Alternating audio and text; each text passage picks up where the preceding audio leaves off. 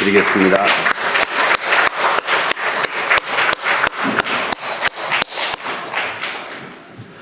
오늘 성탄절 잘 오셨습니다.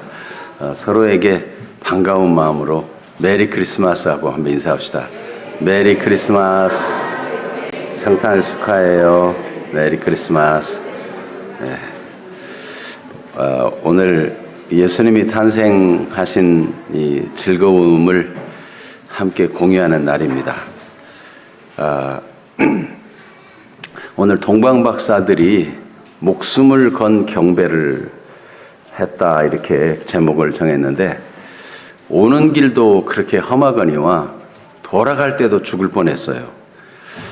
그 가지고 온 예물들만 생각해도 보배합에다가 황금, 유향, 몰약, 당대의 최고의 경배 물품을 가져왔으니 강도, 도적의 위험을 만날 수도 있습니다.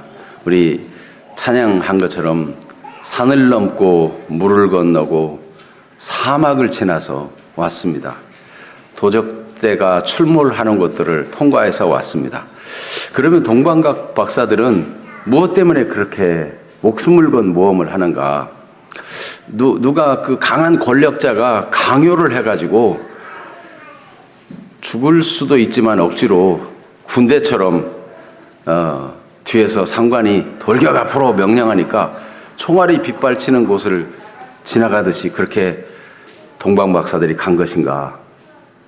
동방박사들은 무슨 마음이 있어서 이렇게 목숨을 건 모험을 하느냐, 이겁니다.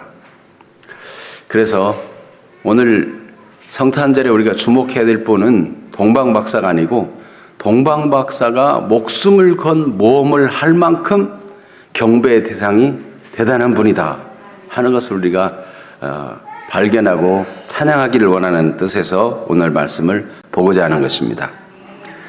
먼저는 사람들이 동방박사들이면 페르시아에서 온 점성술사가 아닌가 이렇게 생각합니다.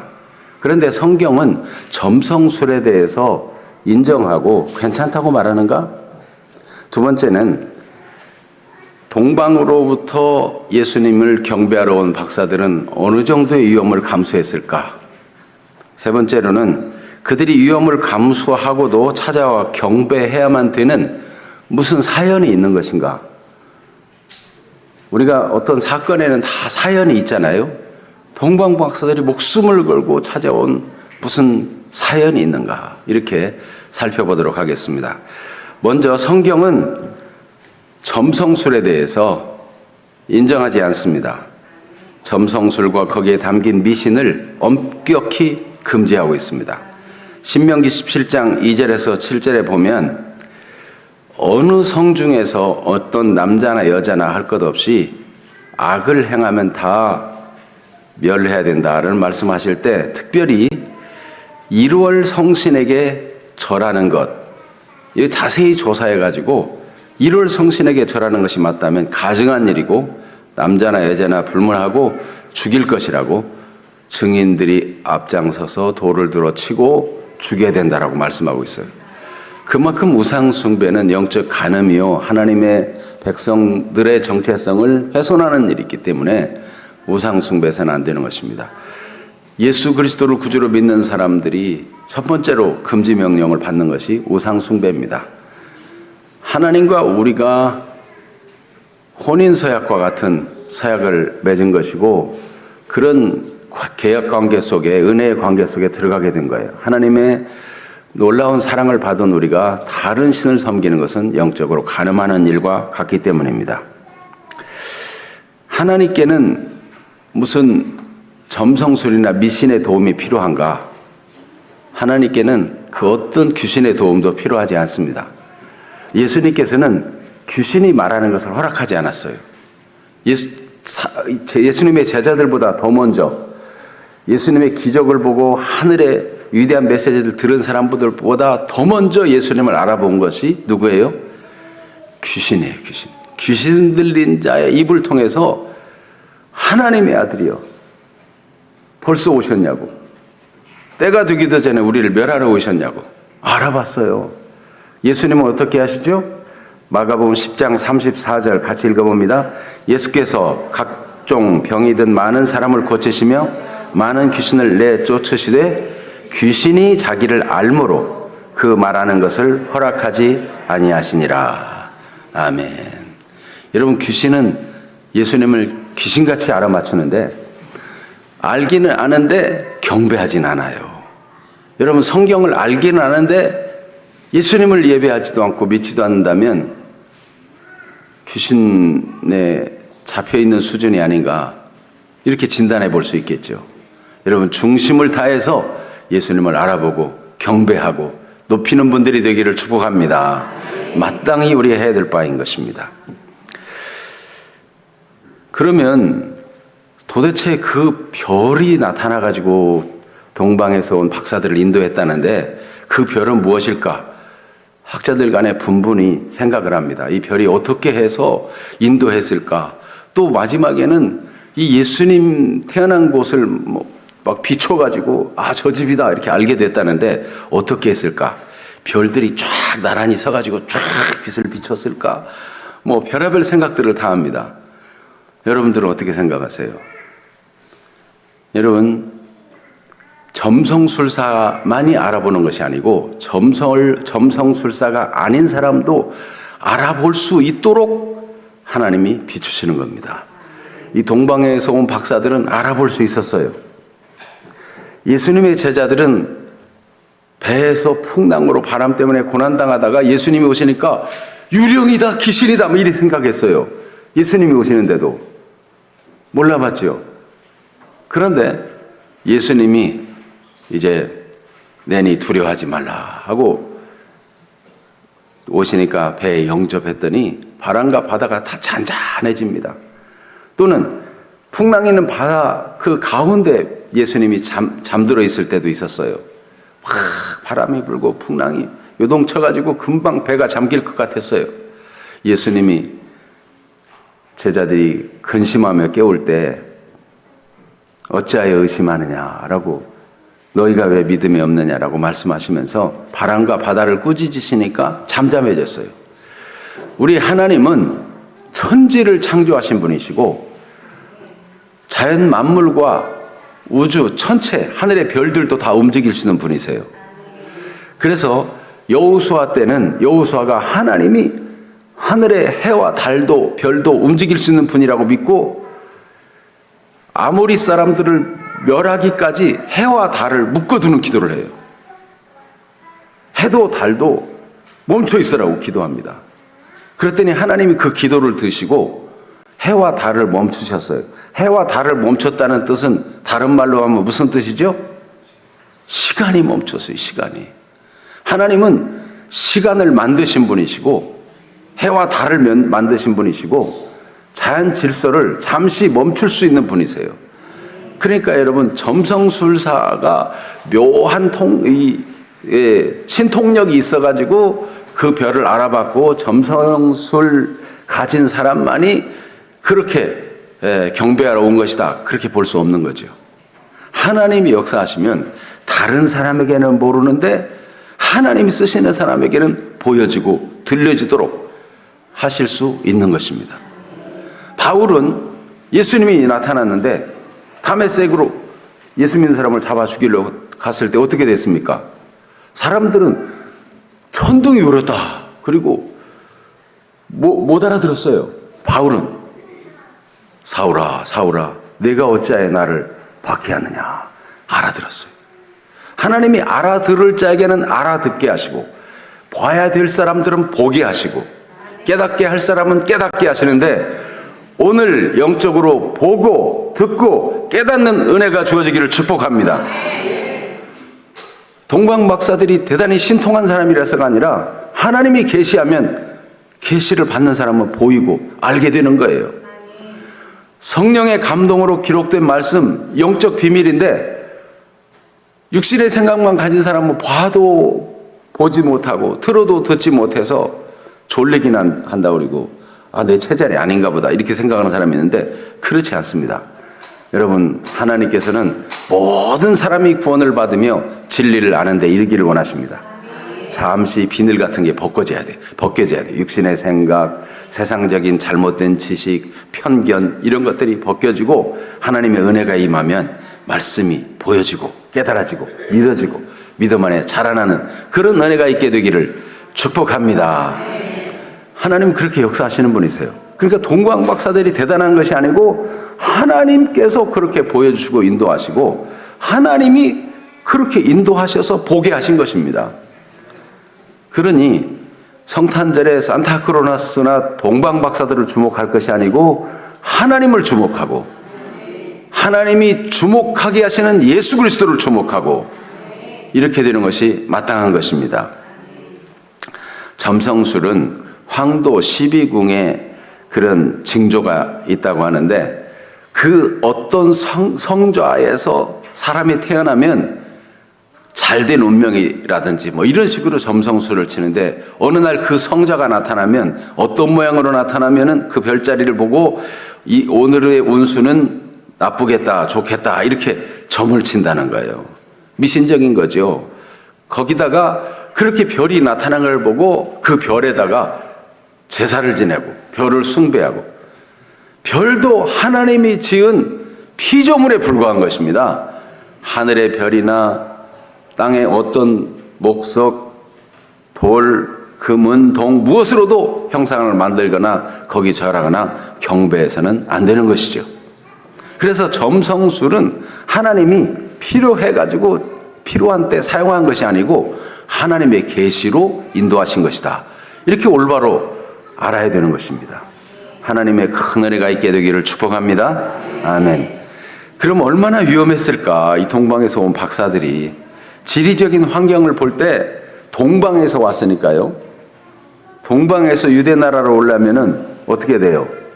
사막도 통과해야 되고 산도 물도 건너야 되고 거기다가 보배들을 갖고 오니까 얼마나 위험하냐 이거죠.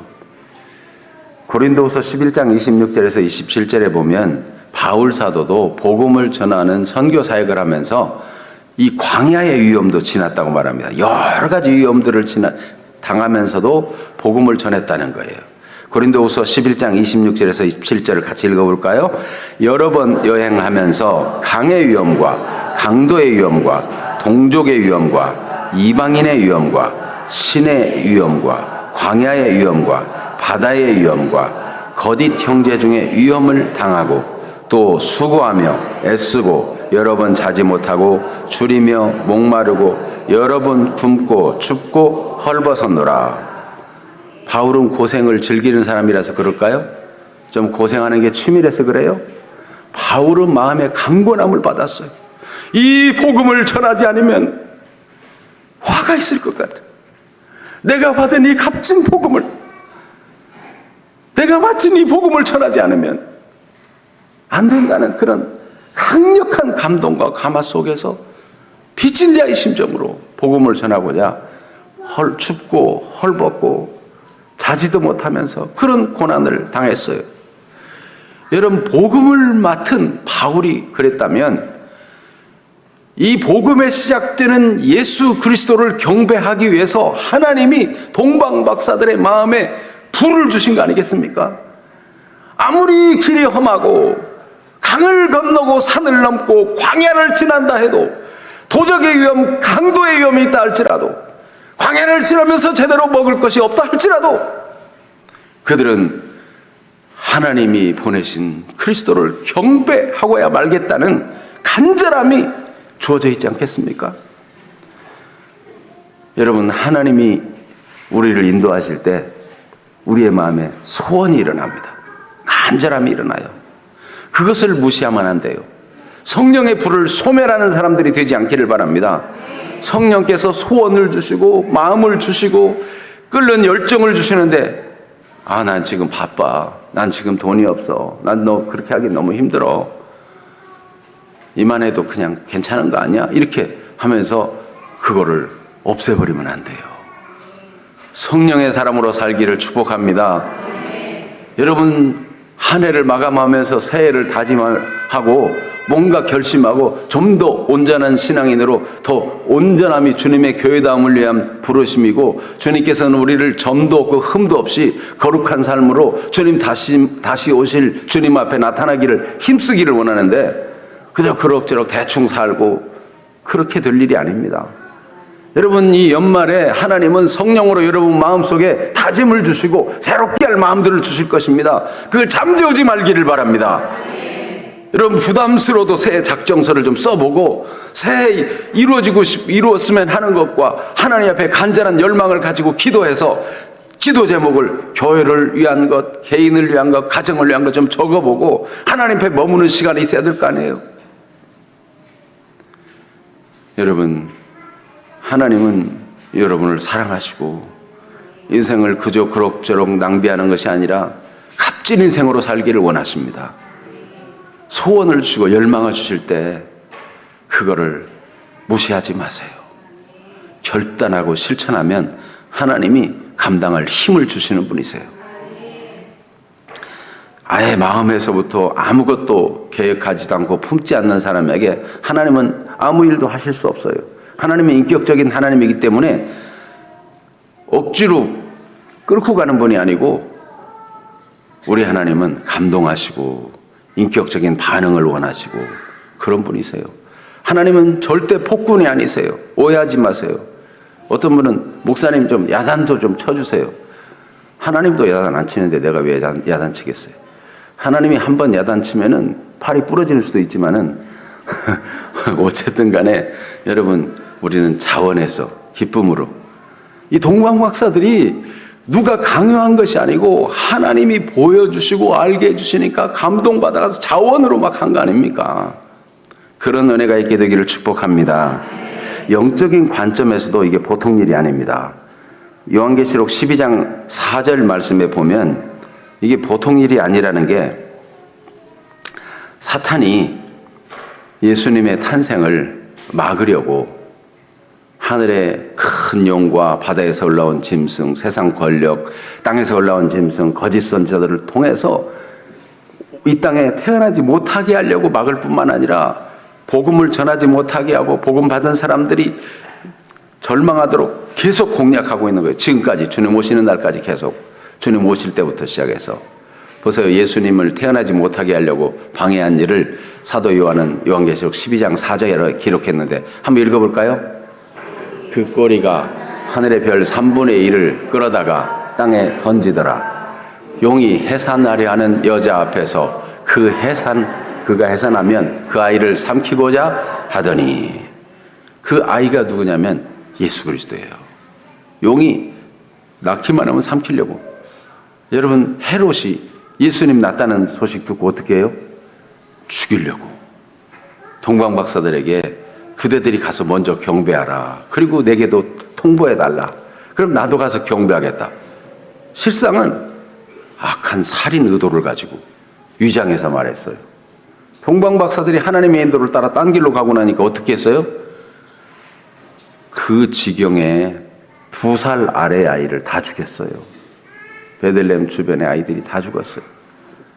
여러분, 사탄은 예수님의 오심을 방해하고 예수님이 태어나셔도 삼키려고 했고, 예수님을 십자가에 죽일 때 승리한 줄 알았지만 예수님 우리의 죄를 담당하시고 자원의 죽으심으로 십자가로 승리하신 것입니다. 그가 죄가 없기 때문에 하나님이 그를 다시 살리셨잖아요. 여러분, 영적인 관점에서 볼 때 이 악한 사탄이 얼마나 강력하게 활동하고 있는지 몰라요. 그러나 요한일서 5장 18절에 보면 하나님께로부터 나신 자가 그를 지키심에 악한 자가 그를 만지지도 못한다 그랬어요. 자, 그러면 그들이 위험을 감수하고 찾아와 경배해야만 하는 어떤 사연이 있는 것인가? 예수님께 경배하는 것을 큰 가치로 여겼어요. 예수님은 세계 모든 열방의 경배를 받으시기에 합당하신 분이십니다. 목숨 걸 가치가 있는 일에 그들은 목숨을 건 것입니다. 예수님은 창조주가 되시죠. 우리가 요한복음 1장 말씀을 봤죠. 네, 다시 한번 요한복음 1장 1절에서 3절 말씀을 못 찾아놨으면 찾았네요. 같이 읽어보겠습니다. 요한복음 1장 1절 3절. 태초에 말씀이 계시니라. 이 말씀이 하나님과 함께 계셨으니 이 말씀은 곧 하나님이시니라. 그가 태초에 하나님과 함께 계셨고 만물이 그로 말미암아 지은 바 되었으니 지은 것이 하나도 그가 없이는 된 것이 없느니라. 아멘. 하나님과 영원 전부터 함께 계신, 태초부터 계신 하나님 예수님, 그 예수님이 만물을 다 지으신 바가 되었다 그랬어요. 그러니까 예수님을 경배하는 일이야말로 목숨을 걸어도 될 만큼 중요한 일이죠. 예수님은 진정한 통치자이십니다. 그래서 오늘 2절 말씀을 읽어볼까요? 유대인의 왕으로 나신 이가 어디 계시냐? 우리가 동방에서 그의 별을 보고 그에게 경배하러 왔노라 하니. 유대인의 왕. 그런데 예수님은 단순히 유대인의 왕으로 끝나는 것이 아니고 예수님은 만왕의 왕이고 만주의 주가 되십니다. 요한계시록 17장 14절을 같이 읽어봅니다. 그들이 어린 양과 더불어 싸우려니와 어린 양은 만주의 주시요 만왕의 왕이시므로 그들을 이기실 터이요 또 그와 함께 있는 자들 곧 부르심을 받고 택하심을 받은 진실한 자들도 이기리로다. 아멘. 그렇습니다. 만주의 주 만왕의 왕, 그런 통치자를 경배하는 일이니 이게 얼마나 가치 있는 일이에요. 예수님은 유일한 구원자가 되십니다. 마태복음 1장 21절, 마태복음 1장 21절, 같이 봅니다.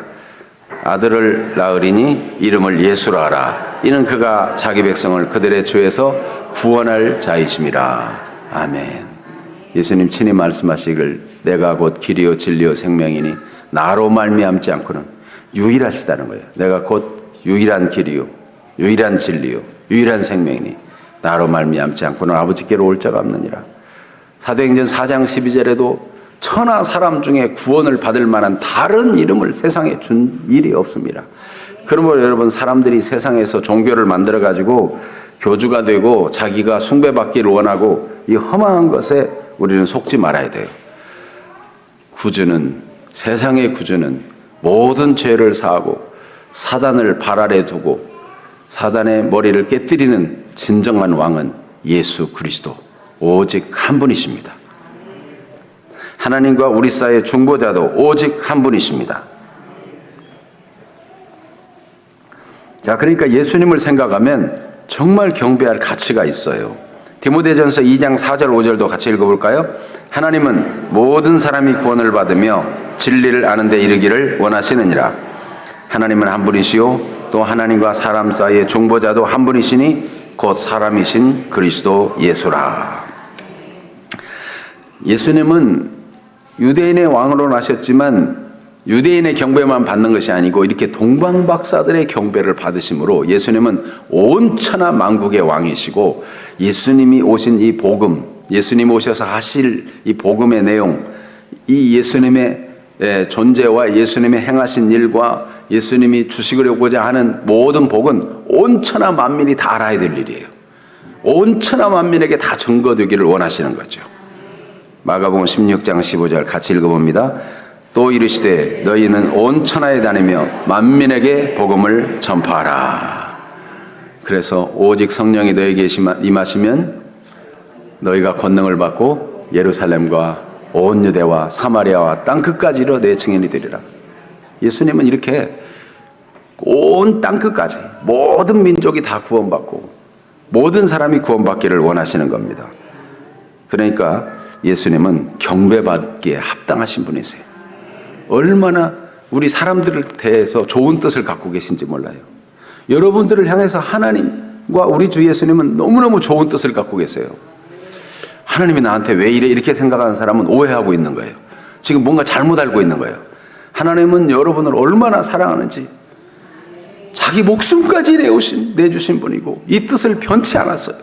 항상 좋은 뜻을 갖고 계십니다. 이 성탄절에 옆 사람에게 좋은 소식을 전해주세요. 하나님은 우리 집사님을, 권사님을 정말 사랑하신다. 우리 성도님을 사랑하신다. 언제나 좋은 뜻만 갖고 계신다. 이걸 좀 잘 한번 전해주세요. 여러분이 복음의 증인이 되기를 바랍니다. 자, 시작. 하나님은 사랑하신다. 항상 좋은 뜻만 갖고 계신다고. 좋은 계획만 갖고 계신다고. 네. 여러분, 얼마나 감사한 일이에요. 그러니 목숨을 걸고라도 경배해야 되죠. 동방박사들이 찾아와 경배한 것은 그들 마음속에 말씀이 있어서 그래요. 이스라엘 백성들은 북쪽 이스라엘은 아수르에, 남쪽 유다는 바벨론에 포로로 잡혀가기도 하고, 정말 똑똑하고 잘난 사람, 다니엘 같은 사람 막 포로로 끌려가기도 하고 이랬어요. 왕족, 기술자, 지혜 있는 사람들 끌려갔어요. 그 끌려갈 때는 원통하게 생각하고 하나님 우리 버리셨나? 그렇게 생각했는데 하나님의 방법이에요. 하나님의 방법. 여러분, 지금 세계 각국에서 우리나라가 잘 살게 되고 세계 각국에서 이 여러 민족들이 막 우리나라에 오잖아요. 이슬람 사람들도 오고. 하나님이 우리에게 그들에게 복음을 심어줘가지고 그들에게 친절하게 하고 사랑하고 그들에게 복음을 알게 해가지고 그들이 자기 나라의 말로 자기들이 깨달은 대로 복음 전하게 하려는 위대한 전략을 가지고 하시는 거예요. 그러니까 여러분, 외국인 노동자들을 잘해줘야 돼요? 그냥 하대해야 돼요? 잘해줘야 돼요. 외국인 노동자들 대부분 대학 나온 사람들이고 똑똑한 사람들이고요. 괜찮은 사람들이에요. 그 사람들에게 복음이 제대로 들어가기만 하면 우리가 선교사로 파송해가지고 비용이 얼마나 많이 듭니까? 우리나라에 거저 온 사람들을 잘해주고 친절하게 해주고 따뜻하게 해줘가지고 그들이 마음이 열리고 복음 들어가지고 그들이 가서 복음 전하면 얼마나 귀한 일이에요. 이스라엘 백성들이 포로로 잡혀갔어요. 거기서 예배하고 거기서 기도하고 그러면서 주변 이방인들도 하나씩 둘씩 믿는 사람도 생기고 이 유대인들이 예배하는 하나님이 어떤 분인가, 유대인들이 고대하는 메시아가 누군가 관심이 생기고. 그러니까 여러분, 하나님이 그런 전략을 갖고 계시는 거예요. 요나 선지자에게 아수르에 가서 복음을 전하라. 요나는 그 왼수 나라에 가서 내가 왜 복음을 전해? 복음을 전하기 싫다고 딴 데로 도망가다가 다시 잡혀가지고 가서 전한다는 게 망한다는 소식만 들었어요. 회개하지 않으면 망한다 막 그렇게 전하고 망하기를 바라는 마음으로. 그랬더니 백성들도 왕도 그 소리를 듣고는 충격을 받아가지고 밥도 안 먹고 금식하고 짐승들까지도 다 굶게 만들고 함께 통회하고 자복했어요. 하나님이 그렇게 회개하는 사람은 긍휼히 여기시거든요. 하나님이 화를 안 내리고 잠잠히 계시니까 요나가 하나님, 내가 그럴 줄 알았습니다. 하나님은 자비하시고 긍휼이 풍성한 분이기 때문에 저들이 회개하면 용서할 줄 알고 그래서 내가 복음 안 전하려고 도망간 겁니다. 자기 도망간 걸 막 선지자가 선지자의 일을 안 한 걸 막 정당화해서 말했어요. 그런데 하나님의 전략은 뭐예요? 그들이 복음 듣고 그들도 구원받기를 원하시는 거예요. 그들이 복음을 듣고 구원받아야 세계 각국에 흩어진 하나님의 백성들이 오히려 보호를 받고 혜택을 받고 함께 연합해서 하나님의 나라를 이루는 일을 할 수 있는 것인데, 요나는 선지자인데도 안목이 좁아가지고 그냥 우리나라 이런 정도 수준에 갇혀 있는 거죠. 여러분, 우리나라가 정도가 아니고 우리 양주시 대한민국 이 정도 수준이 아니고 온 천하 만민까지 다 구원받는 그런 하나님께서 하나님의 나라를 이루기를 원하신다는 사실을 기억하고 믿음으로 승리하기를 바랍니다. 내 교회만 이런 생각은 성경하고 안 맞아요. 우리는 세상의 모든 교회가 하나입니다. 세상 나라가 하나님의 나라가 되기까지 사랑을 나타내며 복음을 전하는 우리 모두가 되기를 축복합니다. 그래서 포로로 잡혀가고 디아스포라로 흩어지고 그게 다 하나님의 섭리였어요. 그래서 이들도 창세기 49장 10절을 알게 된 것 같아요. 한번 읽어봅니다. 규가 유다를 떠나지 아니하며 통치자의 지팡이가 그 발 사이에서 떠나지 아니하기를 실로가 오시기까지 이르리니 그에게 모든 백성이 복종하리로다. 실로, 메시아가 나타나 유다를 떠나지 않은 유다인의 왕으로 오실 일을 예언한 말씀을 유대인들은 기억하면서 메시아를 기다렸던 거예요. 이 말씀뿐만 아니라 메시아를 말씀하신 성경 구절이 많이 있잖아요.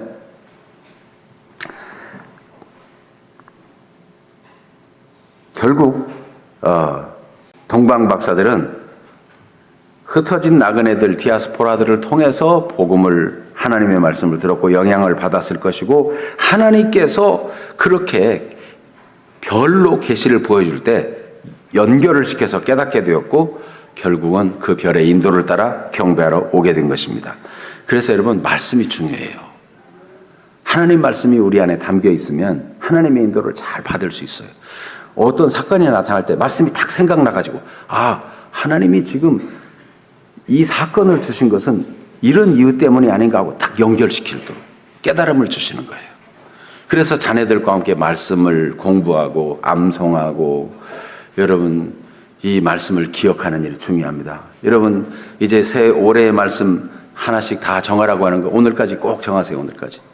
그거 여러분 말씀을 딱 정해가지고 그 말씀을 매일같이 눈에 보고 한 번씩 읽고 마음에 간직하고 암송하면 그 말씀이 우리를 인도하는 거예요. 그래서 여러분 어떤 일을 만날 때 이거 해야 될까 저거 해야 될까 몰라가지고 침을 뱉어가지고 하나 둘 탁 쳐서 어느 쪽으로 튀나 이렇게 가는 게 지혜롭겠어요? 아니면 무슨 일을 만날 때 하나님이 성령으로 말씀이 딱 생각나게 해가지고 딱 분별이 돼서 가는 게 좋겠어요? 말할 것도 없잖아요. 네. 그래요. 아, 이 일하고 딱 하는데 승리 같아. 딱 승리. 승리. 네. 말씀에 인도받으면 승리. 좋습니다. 동방박사들은 별의 인도를 받았습니다. 하나님의 인도에 이끌리는 그런 삶을 하나님 우리에게 주고자 하시는 것입니다. 그래서 그 별을 보고 우리가 경배하러 왔다. 별을 통해서 하나님 인도하신 것을 나타내죠. 그 다음에 9절과 10절도 한번 읽어봅니다. 박사들이 왕의 말을 듣고 갈새, 오늘 본문 마가복음 2장 9절 10절 같이요. 박사들이 왕의 말을 듣고 갈새 동방에서 보던 그 별이 문득 앞서 인도하여 가다가 악이 있는 곳 위에 머물러 서 있는지라. 그들이 그 별을 보고 매우 크게 기뻐하더라. 여러분, 하나님의 인도가 선명한 인생이 되기를 축복합니다. 그럼 막 마음이 기쁨이 넘치는 거예요. 이거 하나님이 하신 일이구나. 네. 기쁨이 충만하죠. 어떻게 하나님의 인도를 받습니까? 하나님의 말씀들을 마음에 두고 하나님이 소원을 일으켜 주시고 하나님이 강력한 열망도 주시고 그렇게 하십니다. 그래서 빌립보서 2장 13절에는 너희 안에서 행하시는 이는 하나님이시니 자기의 기쁘신 뜻을 위하여 너희로 소원을 두고 행하게 하신다 그랬어요. 근데 이 말씀 앞뒤도 다 보는 게 좋아요. 하나님의 인도받는 삶, 하나님이 거룩한 삶으로 살아가기를 원합니다. 자, 한 절씩 교독하겠습니다. 빌립보서 2장 12절에서 16절. 그러므로 나의 사랑하는 자들아, 너희가 나 있을 때뿐 아니라 더욱 지금 나 없을 때에도 항상 복종하여 두렵고 떨림으로 너희 구원을 이루라.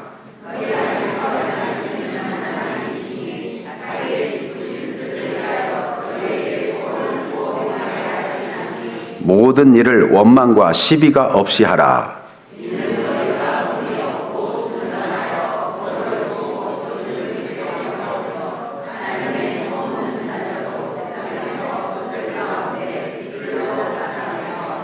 같이 봅니다. 생명의 말씀을 밝혀 나의 다름질이 헛되지 아니하고 수고도 헛되지 아니하므로 그리스도의 날에 내가 자랑할 것이 있게 하려 함이라. 아멘.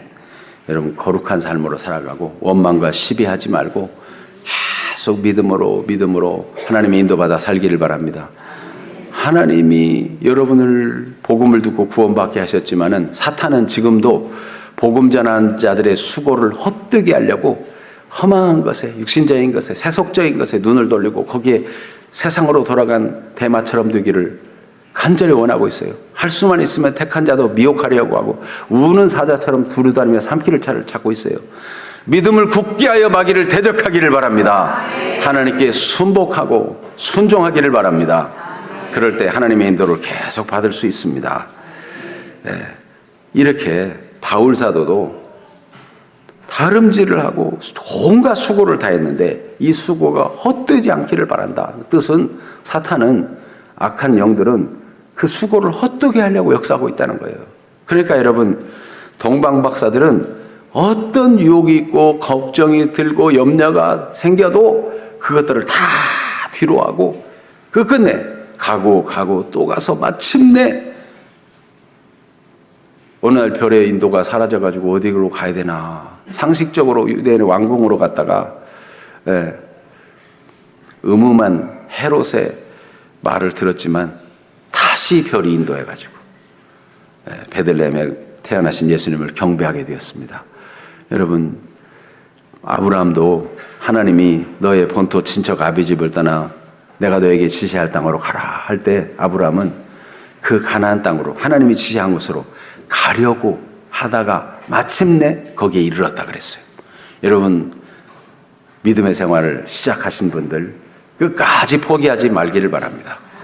가려고 하다가 에이 안 되겠다 이렇게 포기하면 모든 수고가 헛되는 것이 되고 하나님의 주시고자 하는 복을 놓치고 마는 거예요.